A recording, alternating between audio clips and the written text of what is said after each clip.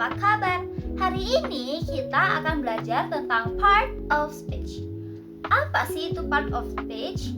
Include apa saja sih? Dan kegunaannya apa di dalam kehidupan kita? Kita bahas yuk! Let's go!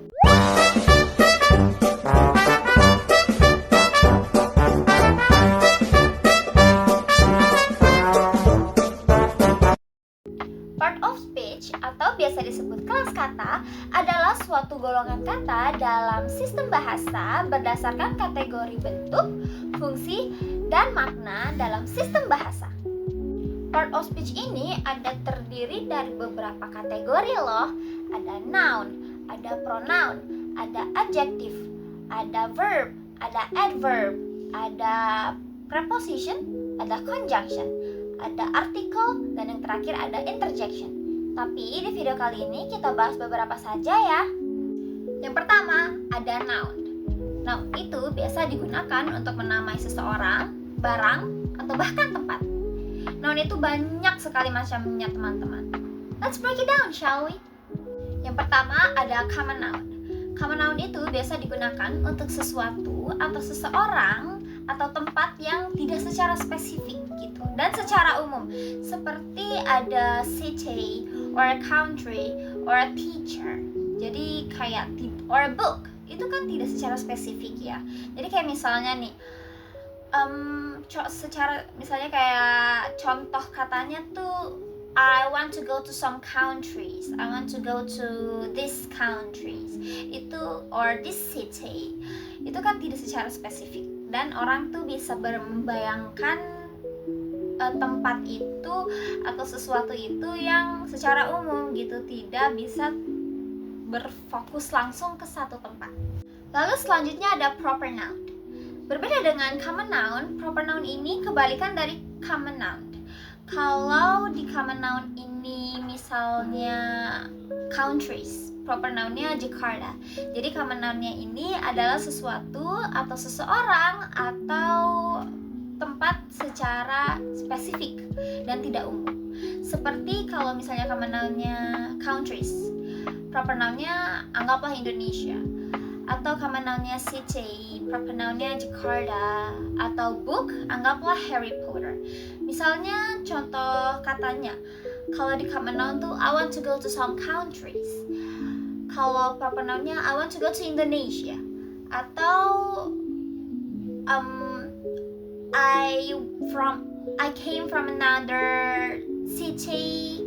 Berarti proper nounnya I came from Jakarta. I want to read a book, I want to read Harry Potter.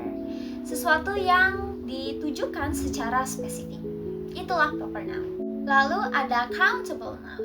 Countable noun adalah sesuatu yang bisa dihitung, seperti apples, or books, or pencils. Jadi kan barang-barang tersebut tuh bisa dihitung, kayak one apple, two apples, one book, two books, or three pencils. Bisa dihitung dengan mata kita dan dengan jari kita. Begitu. Kalau contoh soalnya I just bought three pencils. Itu bisa dihitung. Lalu ada uncountable noun. Kebalikan dari countable noun, uncountable noun ini benda-benda atau sesuatu yang tidak bisa dihitung, seperti water, or sands, or information. Itu kan tidak bisa dihitung dengan mata kita ya teman-teman. Misalnya nih, kalau contoh katanya tuh I just drink some waters. Itu nggak bisa dihitung. Bahkan money, itu pun uncountable noun. Karena kita money itu kan kita ngomong money tuh berdasarkan angkanya, dan angka itu tuh infinity, kan gak terbatas, makanya disebut uncountable noun karena tidak bisa dihitung. Misalnya nih kalau money tuh how much money do you have, itu kan pakai much. Oh ya, ini sedikit tips, biasanya kalau countable noun itu pakai many, kalau uncountable noun itu pakai much. Biasanya kayak how many apples do you have? Itu countable. Tapi kalau uncountable, misalnya money gitu ya. Misalnya money, uang, itu kayak how much money do you have? Lalu ada concrete noun. Concrete noun ini sesuatu yang kita bisa rasakan dengan kelima indera kita. Kita bisa pegang atau kita bisa rasakan atau touch, kita bisa lihat atau see, kita bisa dengar atau hear, kita bisa cium atau smell, dan kita bisa rasakan dengan mulut kita atau taste.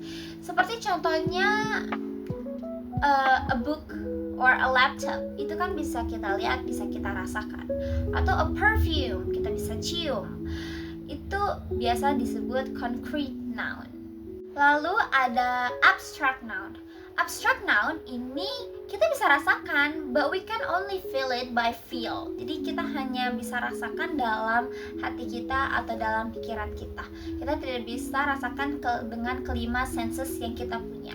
Seperti kayak love, or hate, or happiness, or belief, pride, something like that, yang kita bisa rasakan cuman ada di kepala kita atau di perasaan kita. Kita nggak bisa rasakan dengan kelima senses. Berbeda seperti concrete noun, atau berbeda seperti perfume atau laptop yang kita bisa rasakan, kita bisa benar-benar sentuh, kita bisa benar-benar lihat.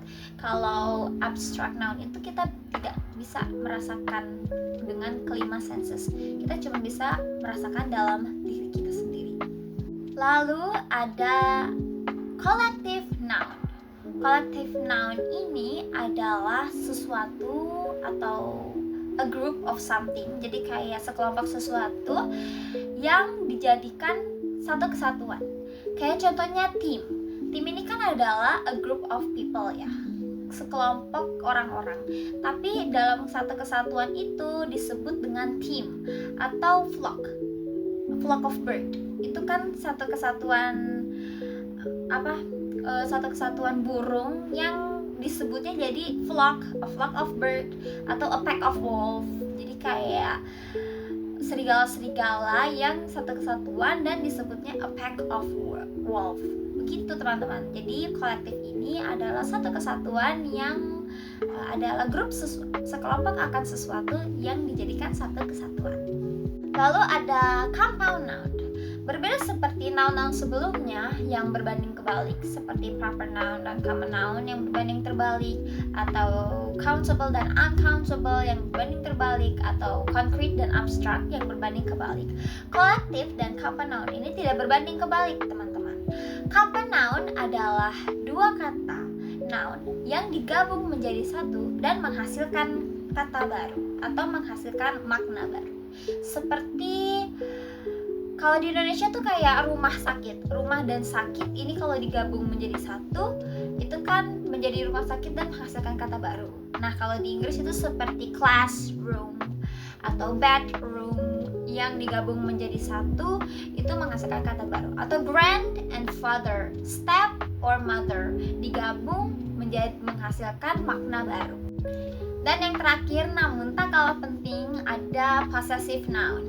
Possessive ini ada di pronoun juga loh teman-teman. Tapi untuk mendalamnya kita bahas di pronoun ya. Kalau di possessive noun ini biasanya menggunakan nama orang, terus ada tanda kutip dan ada S-nya di belakang. Misalnya Keisha, pensil Keisha. Jadi Keisha's pencil. Atau anggaplah namanya Johan, pensil Johan, Johan's pencil. Begitu. Nah teman-teman, kita udah bahas tuntas nih tentang materi noun. Sekarang kita bahas materi pronoun yuk. Let's go. Mirip-mirip kayak noun, pronoun ini biasanya ditunjukkan untuk menunjuk orang atau tempat atau barang atau sebuah konsep. Biasanya di dalam satu kalimat terdiri setidaknya ada satu pronoun dan satu noun. Pronoun ini juga banyak sekali loh tipenya teman-teman. Kita bahas satu-satu lagi yuk. Let's go. Yang pertama ada personal pronoun. Personal pronoun ini basic banget teman-teman, dan aku yakin kalian juga tahu. Personal pronoun contains I, you, they, we, he, she, it. Lalu ada me, ada them, dan ada us. Me itu untuk I, terus them untuk they, dan us untuk we. Lalu selanjutnya ada demonstrative pronoun. Demonstrative pronoun biasanya digunakan untuk point out to something atau nunjuk sesuatu. biasanya pakai kata this, that, those, or these. Misalnya kayak this is my book, that is your phone. Lalu ada relative pronoun. Relative pronoun itu biasa digunakan untuk mengconnect atau mengoneksi antara dua klausa dalam satu kalimat. Atau kayak seperti namanya relative for relating gitu lah, atau relasi. Biasanya pakai kata seperti who, atau which, atau whom, atau whose, atau that. That ini juga bisa digunakan untuk relative pronoun, teman-teman. Misalnya kalau kalimat contoh, I welcome Dominica, who is my friend. Who is my friend. Lalu ada reflexive pronoun. Reflexive pronoun adalah kata yang digunakan ketika subjek dan objek ini memiliki posisi yang sama, teman-teman. Biasanya akhirannya ada kata self untuk singular dan selves untuk plural. Misalnya kayak myself, yourself, itself, herself, atau kalau selves itu kayak themselves or ourselves. Lalu ada indefinite pronoun. Indefinite pronoun adalah kata yang menunjukkan sesuatu secara tidak spesifik, seperti somebody, anybody, something, any, or many, dan lain-lain sebagainya. Kayak contoh katanya tuh somebody calling for you, somebody calling for you. Somebody ini kan tidak spesifik. Who calling for me? I wanna eat something, tidak secara spesifik. Lalu ada interrogative pronoun. Interrogative pronoun ini kata-katanya includes seperti relative pronoun, who, whom, whose, atau which. Tapi interrogative pronoun ini untuk menanyakan sesuatu, seperti who are you. Biasanya katanya ini ada di depan, teman-teman, beda seperti relative pronoun. Who are you? Itu kan nanya. Atau which color do you like?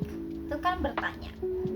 Interrogative pronoun ini sama banget kayak namanya interrogative, atau untuk menginterogasi atau menanyakan sesuatu kepada seseorang. Lalu ada possessive pronoun.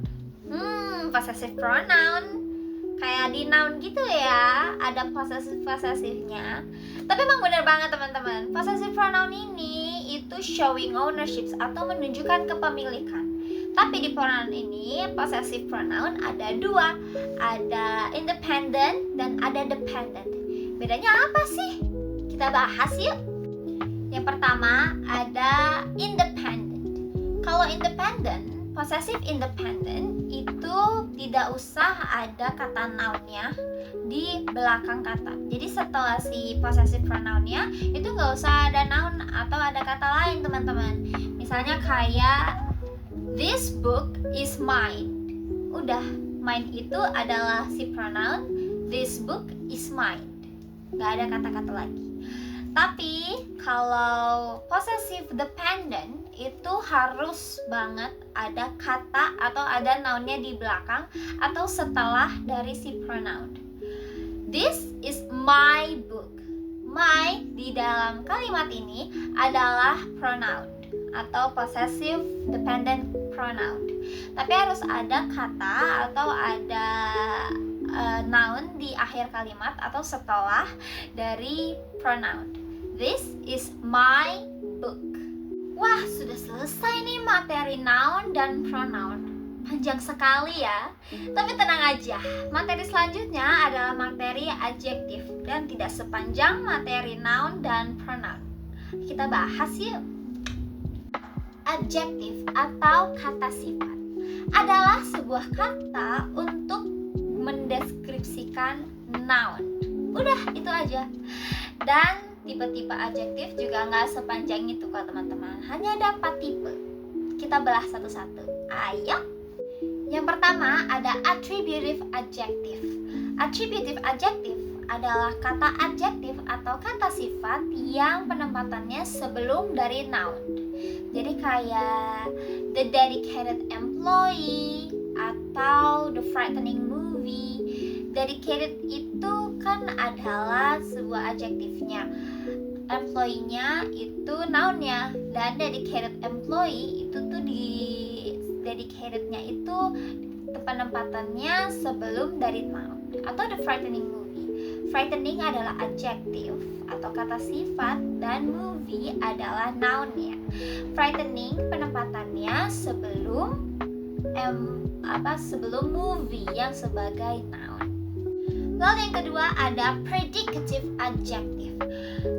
Berbeda seperti attributive, predicative adjective ini adjektifnya penempatannya setelah dari noun-nya.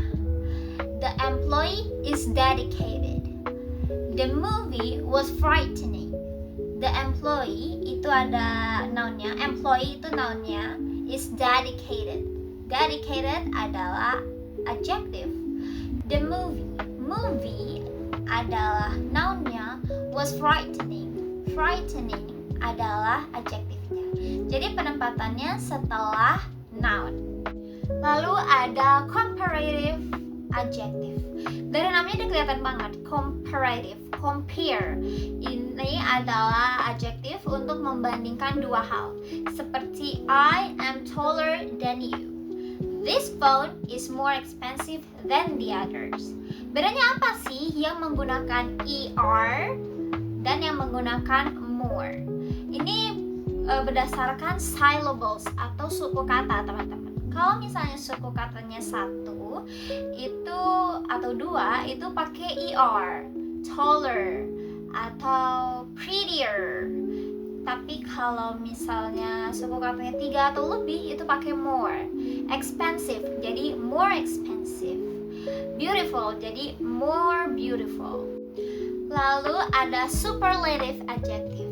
Superlative adjective ini adjektif yang menentukan sesuatu yang paling tinggi, yang paling-paling. Jadi kayak kasta yang paling tinggi. Seperti contohnya, you are the tallest in the class. Atau she is the most beautiful girl I've ever seen.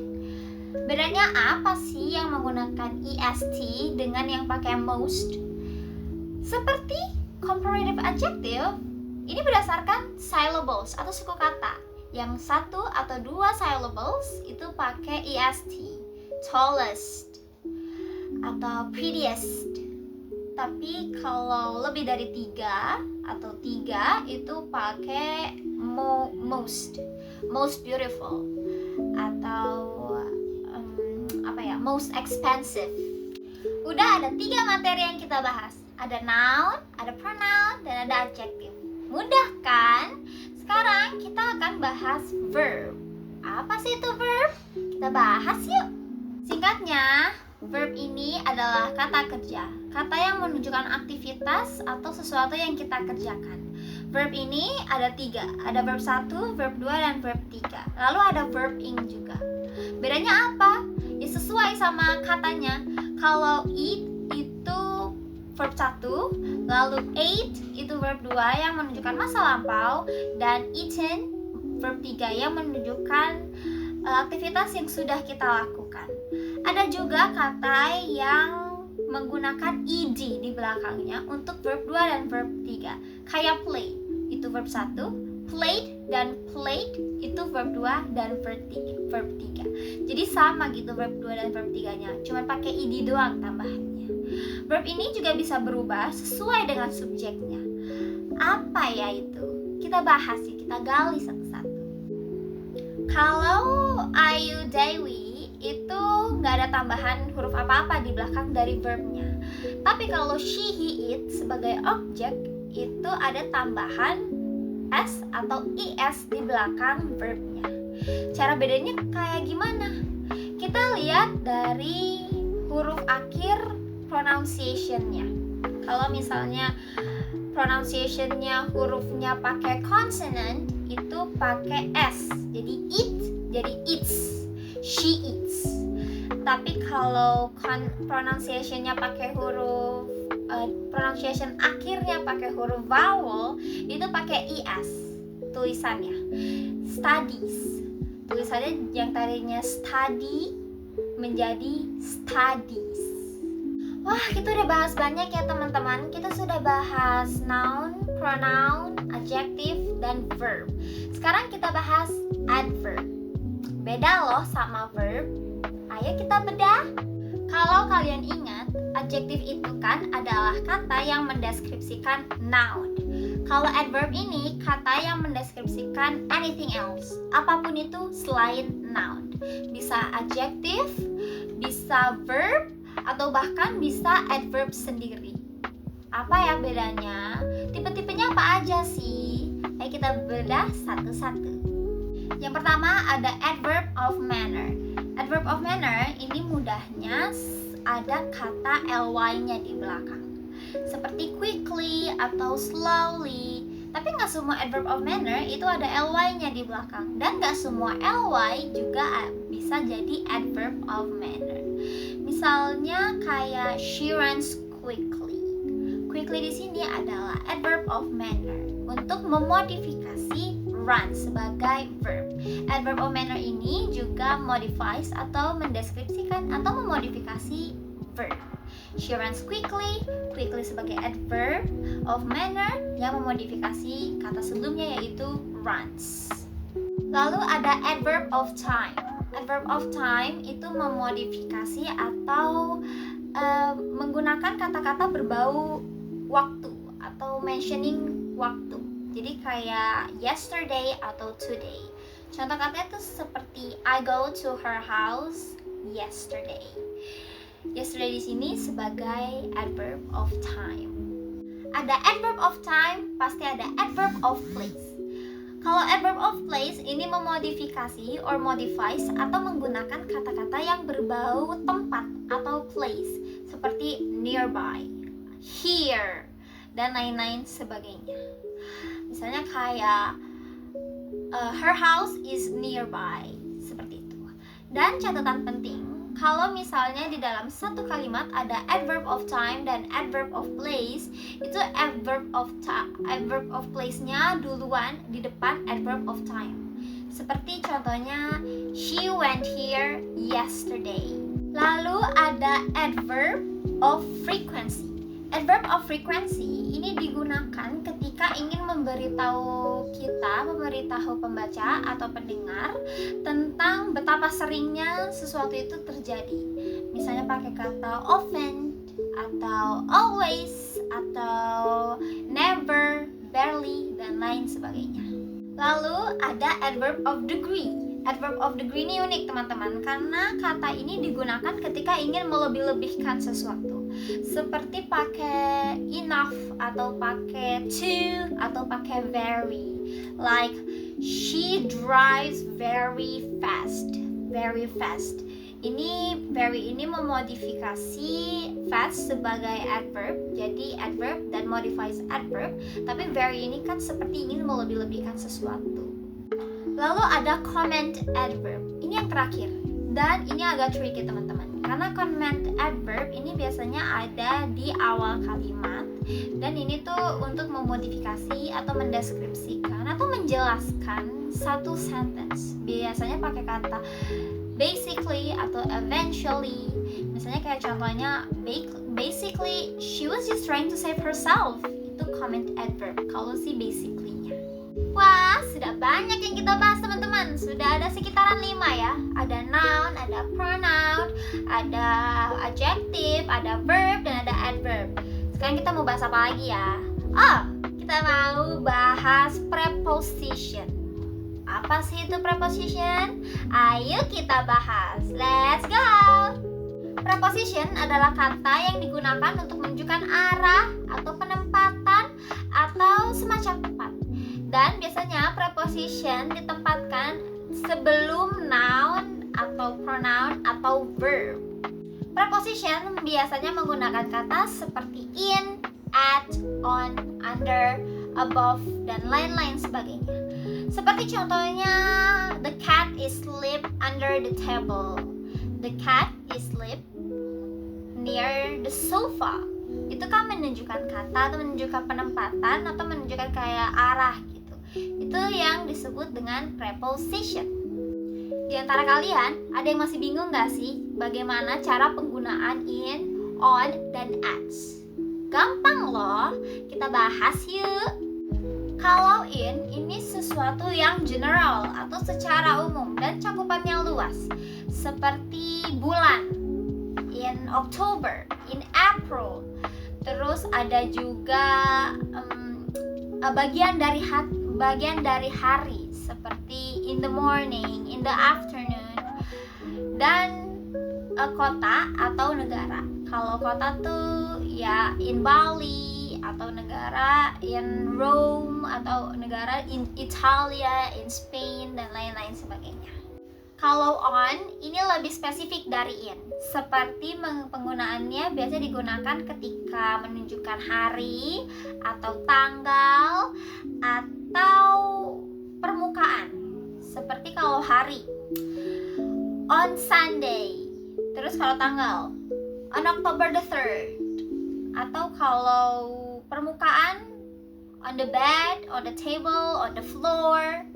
Dan kalau at, ini yang paling spesifik. Biasanya untuk mengutarakan jam, atau alamat, atau event. Misalnya kayak kalau jam, at 10 o'clock. Atau kalau alamat, at Bumi Mutiara. Dan ada juga event, seperti at the party. Kita sudah belajar tentang preposition. Sekarang saatnya kita belajar tentang conjunction. Penasaran kan? Let's break it down. Conjunction atau bahasa Indonesianya konjungsi itu adalah kata atau rangkaian kata yang digunakan untuk menggabungkan dua klausa. Conjunction ada 3 macam jenis. Apa saja ya? Yuk kita belah. Yang pertama ada coordinating conjunction. Itu ada 4 kategori.